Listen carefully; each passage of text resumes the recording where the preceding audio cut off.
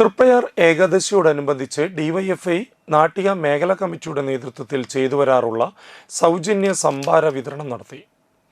നിയുക്ത ജില്ലാ panchayat member Amal T Preman ഉദ്ഘാടനം നിർവഹിച്ചു.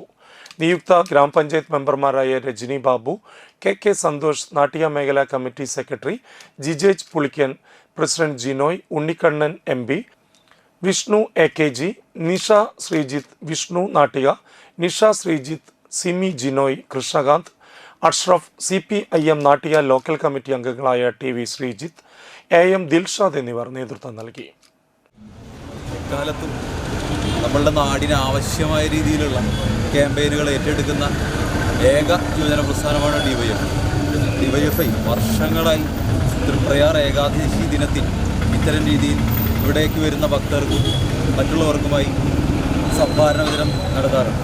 ഈ വെയിൽ കൊണ്ട് വയ്യാതായി വരുന്ന ആളുകൾക്ക് വളരെ ഉപകാരപ്രദമായിട്ടുള്ള ഈ ഒരു പദ്ധതി നടത്തി വരുന്ന ഡിവൈഎഫ്ഐ നാട്ടിക മേഖലാ കമ്മിറ്റിക്ക് എല്ലാവിധ അഭിവാദ്യങ്ങളും